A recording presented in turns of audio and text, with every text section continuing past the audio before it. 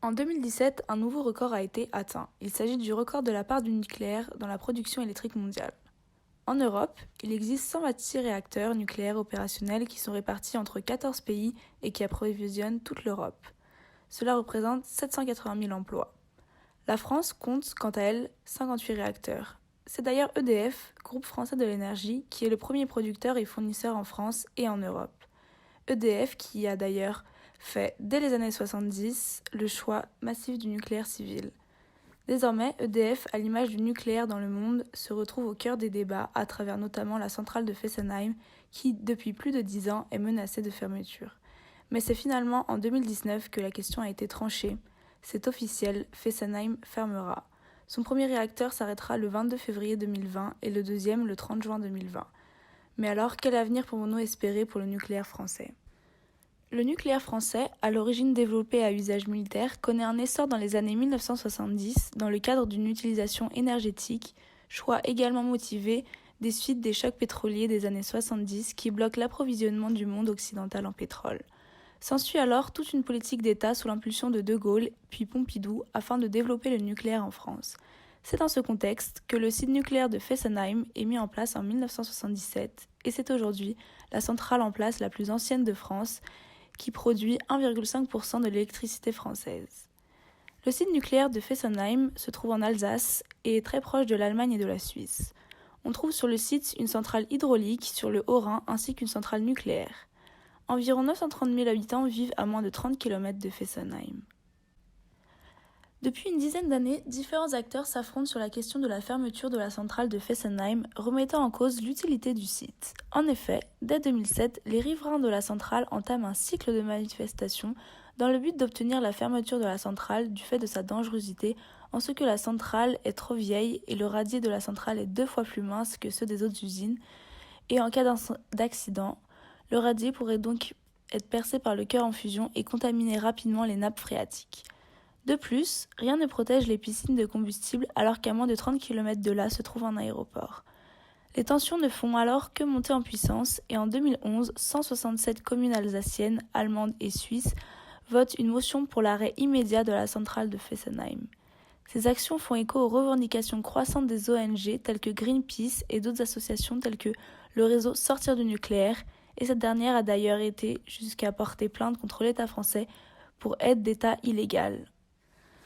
À l'époque, ces oppositions sont soutenues par des politiques, notamment Nicolas Hulot dans un premier temps, puis François Hollande dès sa campagne présidentielle en 2012. Au départ, simple promesse électorale, la fermeture de la centrale de Fessenheim fut votée par décret in extremis en 2017. Toutefois, cette décision déplaît au maire de Fessenheim qui qualifie ces actions d'abus de pouvoir.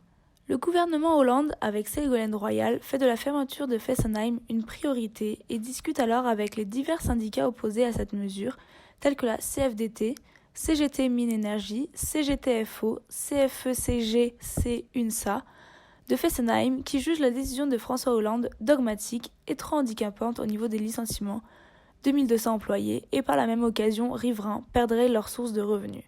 Toutefois, François Hollande persévère et adopte en avril 2017 un décret stipulant l'abrogation de l'autorisation d'exploiter la centrale nucléaire de Fessenheim, décret qui sera abrogé par le Conseil d'État dès octobre 2018, mais pour autant, Emmanuel Macron s'est engagé dès sa campagne à réellement fermer Fessenheim durant son mandat, engagé à mener à bien une transition énergétique afin de réduire la part du nucléaire de 75 à 50% d'ici 2035 dans la production d'électricité du pays. C'est alors, en mars 2017, qu'intervient la Commission européenne qui accepte les conditions de Fessenheim pour fermer la centrale, à savoir valide le protocole d'indemnisation. L'État français indemnise alors EDF de 400 millions d'euros pour la reconversion du territoire et pour l'accompagnement des 850 salariés. EDF, une fois sa condition remplie, demande en 2019 au ministre chargé de la transition écologique et solidaire ainsi qu'à l'autorité de sûreté nucléaire l'abrogation d'exploiter, ainsi qu'une déclaration de mise à l'arrêt définitif des 2 réacteurs de la centrale, ce qui est obtenu et prévu le 22 février 2020 pour le premier réacteur, puis le 30 juin 2020 pour le deuxième. Par la suite, le ministre de la Transition écologique et solidaire François de Rugy et sa secrétaire d'État Emmanuelle Wargon ont lancé un appel d'offres pour développer le photovoltaïque sur le site de Fessenheim dans le cadre de sa reconversion, préparant un investissement de 250 millions d'euros sur 20 ans. À l'échelle régionale, Le débat fait également rage. Le Conseil régional de Franche-Comté, le Conseil municipal de Strasbourg et le Conseil de la communauté urbaine de Strasbourg ont adopté des motions réclamant la fermeture du site du fait de sa dangerosité. A l'inverse, le Conseil régional d'Alsace a rejeté une motion demandant la fermeture du site. Est-il économiquement judicieux de fermer Fessenheim ? En 2017, François Lévesque, professeur d'économie à Mines ParisTech, affirme que fermer la centrale de Fessenheim serait du gaspillage d'argent public, alors même que EDF, qui exploite la centrale, juge qu'il est rentable de poursuivre l'exploitation. Dans un rapport parlementaire de 2014, les députés Marc Gouat et Hervé Mariton ont calculé que la fermeture de la centrale représenterait un manque à gagner de 5 milliards pour EDF et donc pour tout le monde puisque EDF est détenu à 80% par l'État. Et, 2 ans plus tard, ce n'est pas Sébastien Richer qui contredit cet avis. Pour lui, l'argent du contribuable s'envolera avec Fessenheim. EDF devrait se faire dédommager à hauteur de 400 millions d'euros, mais cela ne correspond à même pas 1 an de fonctionnement de Fessenheim. Ainsi, EDF et par extension l'État vont perdre plusieurs décennies de fonctionnement. Et pour aller plus loin, en plus de la perte d'emploi avec la fermeture du site, il va falloir compenser cette perte d'électricité au niveau national alors même que la France en a besoin.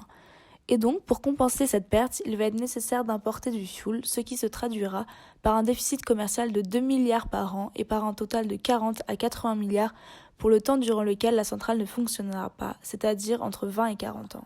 Pour d'autres, fermer Fessenheim devient nécessaire principalement pour des raisons sanitaires, sécuritaires et écologiques.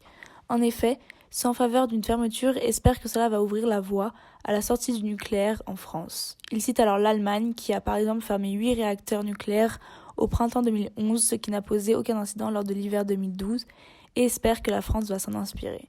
Toutefois, l'espoir semble mince car si Fessenheim va finalement fermer, il n'en reste pas moins qu'un autre site nucléaire va ouvrir à Flamanville. Et puis, s'inspirer de l'Allemagne serait-il judicieux ? Car s'il est vrai que le pays est sorti du nucléaire, il a dû, pour compenser, se tourner vers le charbon, ce qui se révèle être un choix extrêmement polluant. Alors certes, il est vrai que la gestion des déchets nucléaires reste un problème toutefois, suivre l'exemple de l'Allemagne n'est peut-être pas une si bonne idée. Finalement, Fessenheim va fermer pour le symbole que la centrale représente. Toutefois, cela ne semble menacer en aucun cas l'utilisation du nucléaire en France, étant donné son importance et sa nécessité.